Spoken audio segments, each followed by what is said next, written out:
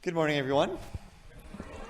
My name is Mark Schwerb, and I will be your service leader for this morning. Welcome to the Unitarian congregation in Mississauga.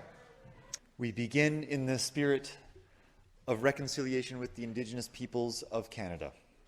We stand now on the territory of the Mississaugas of the Credit, as well as the Haudenosaunee and Huron-Wendat First Nations. We acknowledge their legacy of caring for this land and seek a relationship of mutual respect with them. As Unitarian Universalists, we belong to the earth and celebrate the ministry of life. Pagans, Christians, atheists, all are welcome here as part of our liberal religious community where we explore the big questions of life. As people of the chalice, we seek harmony between self, society, and nature. Together, we explore how to live our 7 principles by being nourished and while being nourished by our 6 sources. At this congregation here in Mississauga, we are learning to live more compassionate and meaningful lives. And now, if you are willing, please stand in body or in spirit and join us in our gathering song, which is number 118 in your gray hymnals, This Little Light of Mine.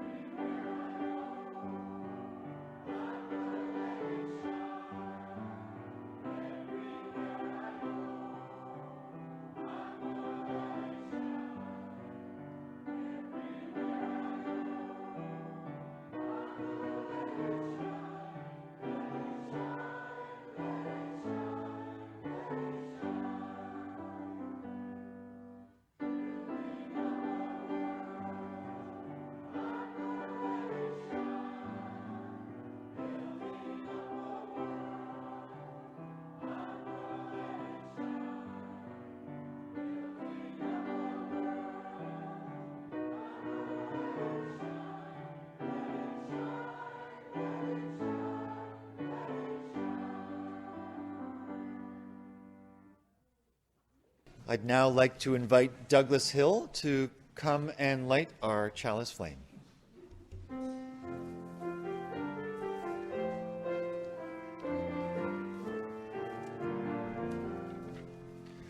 We kindle this light in celebration for the life that we share.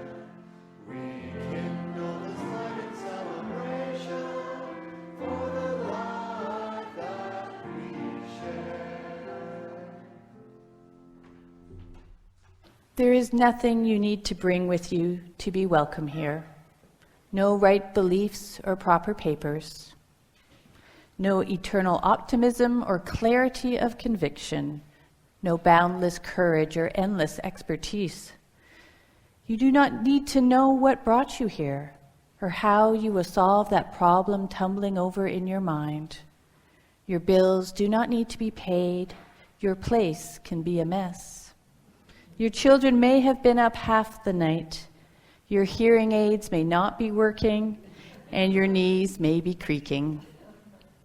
You do not need to be already perfect or even halfway to belong in this circle where grace meets us as we are, but does not leave us as it found us. This circle where love resides in each of us yet is somehow more than all, where life breathes and hurts and heals and evolves, creating us and this day anew once more. Come, let us celebrate together. I invite Kathleen and the children forward for our story for all ages.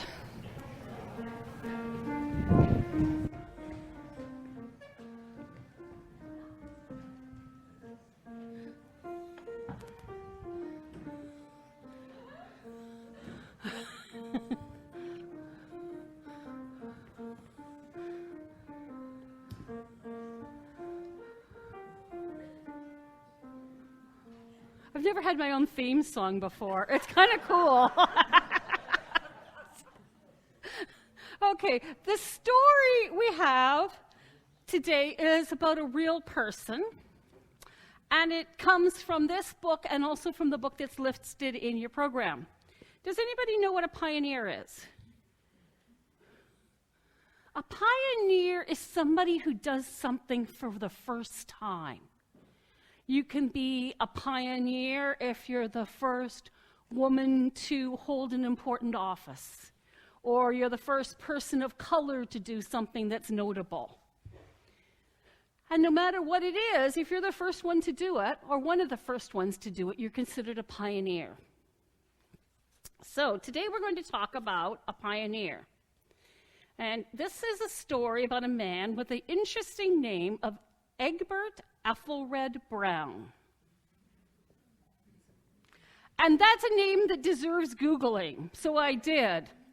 And Ethelred was actually this medieval British figure, a warrior and a champion. And so he comes by that Ethelred name from a long line of people who championed things. And he was the first black person to become a Unitarian minister in June of 1912, which is 107 years ago. It's kind of impressive.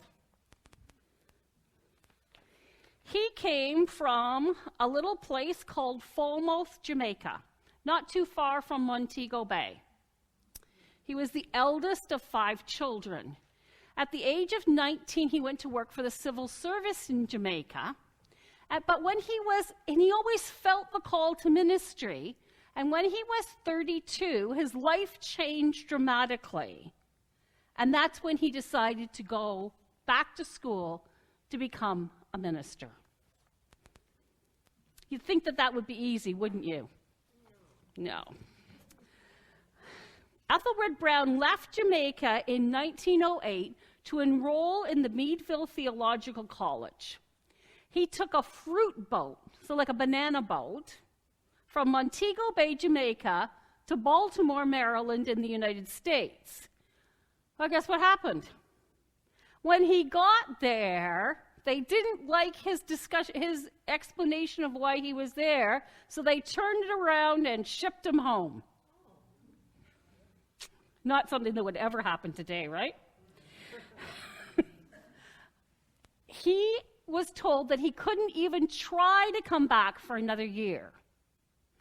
So he waited the year, got on another boat, because remember there's no planes flying at that time, got on another boat, and arrived a year later. Guess what happened? Same thing. They shipped him home again and said he couldn't even apply for another year. If you got sent home twice, would you give up? And think maybe I should just stay home? Not Ethelred Brown didn't, nope. The 3rd year in a row, September of 1910, he got on a boat. And he finally made it to Meadville Theological College in the States. And there he studied. He was ordained in 1912, and he went on to establish the Harlem Unitarian Church. That's a big church.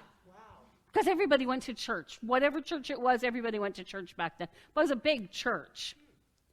And he preached there. His wife had a Sunday school there. He had 5 children, and they were all members of the Sunday school. And he went on to establish quite a ministry and presence. Well, he then went back to Jamaica and was ministering there as well. And that's one of the pioneers of Unitarian Universalism, both as a black man in the United States and also bringing the message of Universalism to Jamaica. And that's why we say Egbert Ethelred Brown is one of the pioneers that we celebrate. Some of you may remember the children's TV show Sesame Street. And it would sometimes play a game where 4 things are shown, and the question is, which one isn't like the other ones? And I think many of us carry that secret voice that says, me. I'm the one who's not like the other ones. I'm the one who doesn't quite fit in the group by virtue of my age or my gender or sexual orientation or race or class or politics or favorite TV show, by virtue of my addictions or suffering or illnesses. I'm the one who shouldn't be here. And this is the tension of belonging, wanting to fit in, wanting to be ourselves, and afraid that being ourselves isn't good enough. Sometimes some of us find power and strength in standing apart, in not belonging. But to be in community, to be in a healthy community, is not a community composed of clones. All of us have ways in which we don't fit, and all of us have ways in which we do.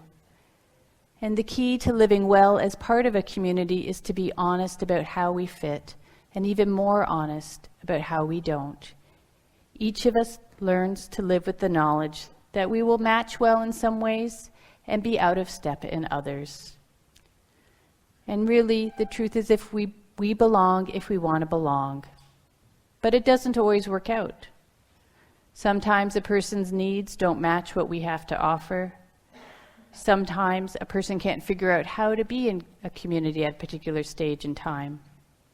And sometimes we aren't as welcoming as we think we are. When community works, it offers a powerful sense of belonging, and to be accepted as we are is a freeing experience. To know that although we are alone, we are not alone, that we are connected deeply and intimately to lives beyond our own, and that we ourselves are part of the magnificent, infinite whole, the mystery of the universe. That's powerful stuff. Belonging can lift a weight off the spirit. And it is one of my great hopes always that each of you might experience this at some point as part of this Chalice community, because Unitarian Universalism is deeply anchored in a sense of community, a sense of common and shared life.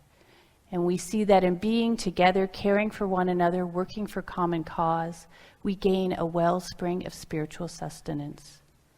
And so we strive to live in right relationship with one another, guided by our principles. And we strive to foster a sense of inclusion and acceptance. And we fail. We struggle to welcome difference. We struggle to welcome people like Ethelred Brown.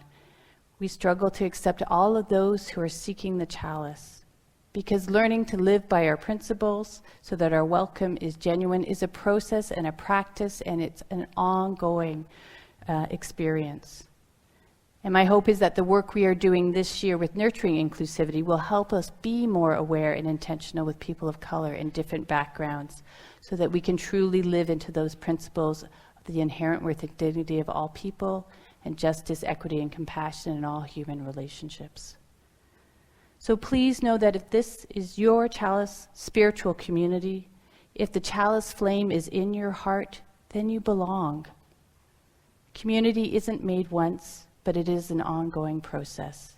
And it rests on the participation of each person, on all of us working together. And it's created each week in this place by everyone here. And it takes work, takes time and attention and energy. But if we do our work well, my hope is that each of you will feel that sense of belonging to the whole, that you feel at home in a great and fabulous universe, that you feel like this is your place and your people.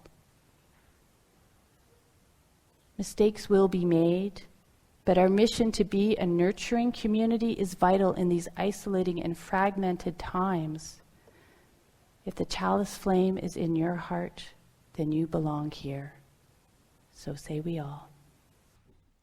And now please stand in body or spirit for hymn number 16 in your gray hymnals, "'Tis a Gift to be Simple."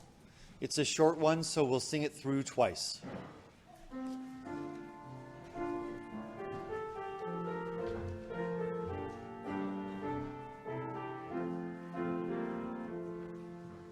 Tis a gift to be simple, 'tis a gift to be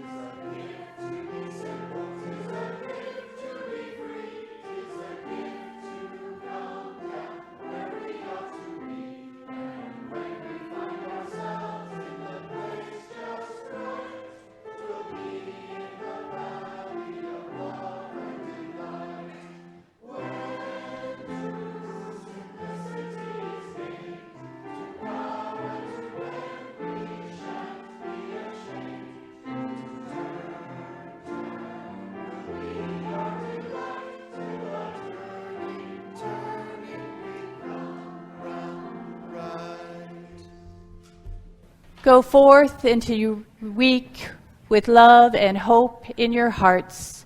May the chalice be a blessing on us all.